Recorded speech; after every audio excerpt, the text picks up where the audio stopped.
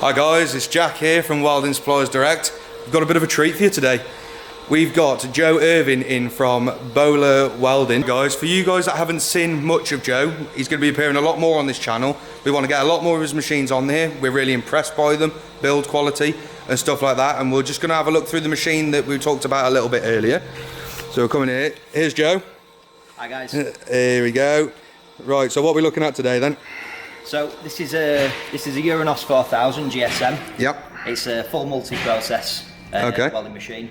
So that means pulse MIG, HF TIG, MMA, standard MIG. So I'll talk you through the panel of the machine. Okay, let's have a look at this. I'll show you how you would set it up and then we'll do some welding. Interesting to note, we've got the same top and bottom as well, power source and feeder. Real big thing for me, and I don't know if it's a big thing for anyone else. I can't stand walking back to a power source to adjust it. If I'm in a job, I'm up on some framework, I've got the feeder up there with me, I need a little bit more power. I'm not going to go back down to go and adjust the power source. It's much easier having it all on the feeder. We've got all the control, just like we have on the Bohler machine, which is nice to see. So that's already a good point from me straight away. So right, we'll just get this all set up here so everyone can see what we're looking at. Okay. And Joe's just going to go through it now. So on the panel we've got 6 buttons and 1 dial, nice and simple to use. We've got process, so we would go from the minute we're in quick pulse, we can switch to MMA welding, DC HF TIG, standard MIG mag, and then back to pulse MIG. From there you can set your trigger. So when we're welding in 4-touch, that means that you would pull your trigger and let go to weld, and then when you want to stop you would pull the trigger and let go to stop. Okay, so nice and easy for long runs and stuff like that. Nice and simple. You can set a hot start and a crater fill. So what that means is that when the wire actually touches the workpiece and starts to weld, you can set a higher welding current that will give you a cleaner start. You can then set a crater fill. So for example, if you're welding something that might be containing water or pressurized, you can set a crater fill to stop you from getting pinholes in the end of the weld. Oh nice, that's good to know. And from there you can also set the 2-touch mode. Yeah. So maybe you're doing some tacking up. Or pretty much what everyone's used to. Exactly, yeah. Yep. We're good with that one. Right. Yep. What's the next on the list? So from there we've got double current. You can switch that on and off. That's essentially that allows you to set 2 parameters on the machine. So if you're wanting to put a weld down that has that nice TIG bead like appearance, the machine will actually do that for you with the right parameters. Okay, nice. That's simply an on and off switch. There's no complicated setup. Okay. It's worth noting, guys, like this machine, it's suitable for a lot of applications. Like you've got people from doing structural steel to design work. This machine's pretty much got it all set in there, ready to go through. And I was really interested by the pulse, the quick pulse, especially how clean, minimal spatter. But you'll see some like welding clips edited in to that. So you'll see we've tried to get it behind a vision so you can actually see what you would expect through a welding helmet. Whereas me and Joe were sort of interested in simple and ease of setup is huge for us, especially for you guys as well. When you're setting up a machine, you don't want to be spending 10 minutes setting up a machine. That's the whole point of Synergic. Having all these quick features and stuff like that, it's supposed to make your life easier. Flicking between materials and stuff like that just makes everybody wants an easier job. If we can make a faster job, get more bits done, more money, it's ka-ching for everyone. From that, I just wanted to have a bit of a whip around the whole machine as well. The panel's very interesting, but you guys want to see build quality. You're paying, these aren't cheap machines by any means, but they're built to last for you, and that's proven in a lot of the stuff. So we're going to have a look through it now. It's worth noting the trolley that this thing is sat on. We haven't got any Minnie Mouse wheels or anything like that. It's a nice solid trolley. We even get the single bottle on the back, and they can even customize this to take a twin bottle as well, for them people that want maybe a pure argon and an argon mix, or for whichever processes you want to do. One thing I thought was quite nice that I noticed earlier was if you just open the feeder for me, Joe. Yeah. As Joe opens the feeder, it alerts you to tell you that the feeder's open, which not huge for a lot of people, but it just shows a nice sign of quality, as you can see based off the sensor up here. So the idea is, Jack, that when you've got the wire feeder open, chances are you're going to be changing the bottle of gas. Okay. Maybe you're putting a new spool of wire on. So by opening the feeder, the machine then gives you the option to winch the wire through. So that you don't have to do it by the trigger and waste your gas. Yeah, a lot of machines you sometimes see a manual button with inside the feeder. Yeah. But this does it all through the display. Okay. And you can also purge the gas through as well, which is just that button there. Okay. Nice and simple. Oh, nice. It's worth having a look at the setup in here. Nice and compact on the feeder. You haven't got a huge amount of space, so you know this feeder's as small as it can possibly be. Also, looking at the wire feeder, it's some setup. These are a big setup. Nice big size feed rollers, all very well set out, nice and clean. The wire comes in nice and straight, also into a nice all tidy Euro block connection on the front as well. There's no sort of spurious wires hanging out. You've got all the grommets to make sure that everything's all as tight and sealed as it can be. So if we pop this back down. Well, Jack. So the chassis on these machines, Yep. it's a mixture of aluminium and also high impact plastic. Okay. It's very lightweight, but it's also built to last. So there's a lot of plastic. There's a lot of plastic being used nowadays, which obviously reduces weight, but it's also prone to cracking. By using aluminium, we get rid of that. Get rid of that issue. Okay. Lightweight, it'll take a beating. 10 mil. So this is some. I think it's about 10 mil S355 carbon steel.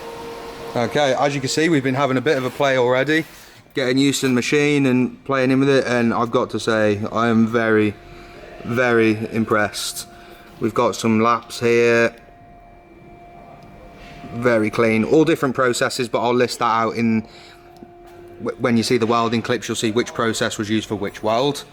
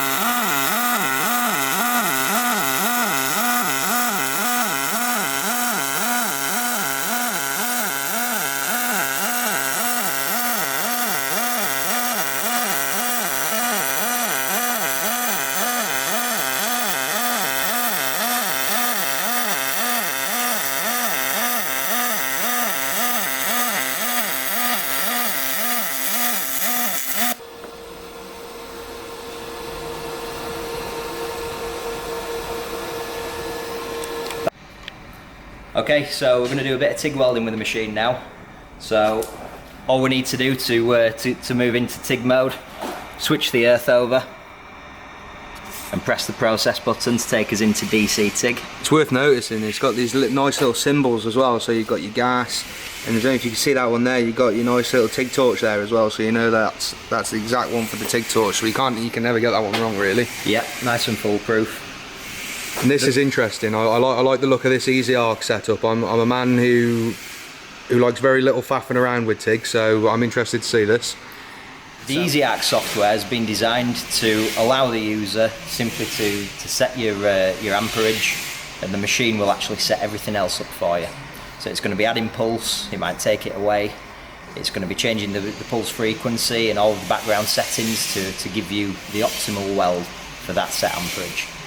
So what we're going to do is, we've got some stainless plate, I'm going to do a little bit of welding, and as I'm welding, Jack's going to change the power, and if you listen to the sound that the machine makes, you'll hear everything changing, all of the pulse frequencies and background settings adjusted. Okay, anything you'd like me to go from, or? Okay, so if we start from 115 amps, I'll let you know, Jack, if you need more or less power. Damn, we'll go with that. Right, I'm gonna have fun with this.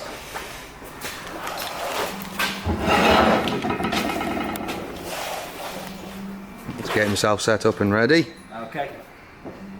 On your mark, Jack. Yeah, go ahead. Okay.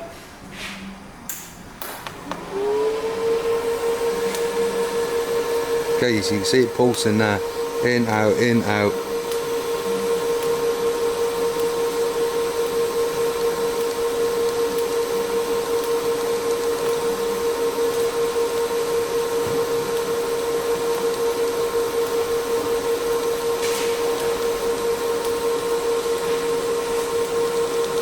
So cranked him up to about 185 is where I'd be at this sort of material. And then we're going to drop him right down. Really low. Let's see how consistent he can keep his weld.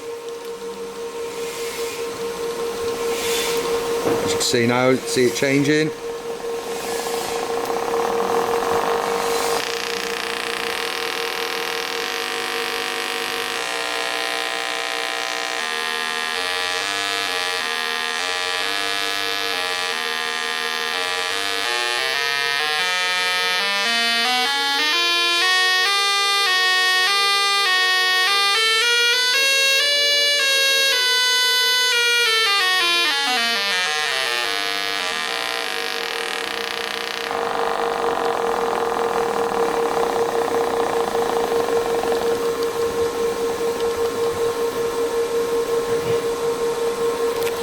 Sorry, I had to have a little bit of fun there. That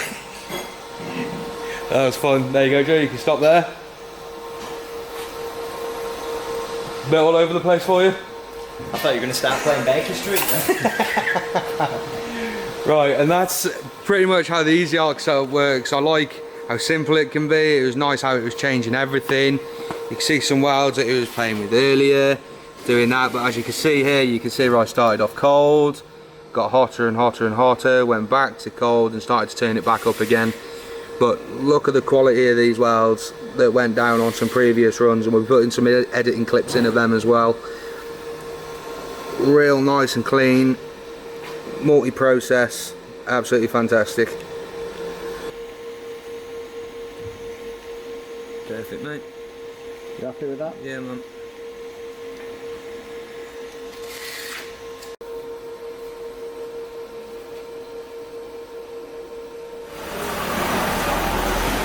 Bye, Joe.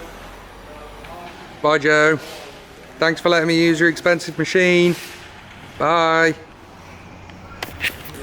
Right, guys, Joe from Bohler's gone now. We hope we've covered everything in the video that you wanted. Everything from your arc shots to going through the machine. If you have got any questions, drop it in the comments below.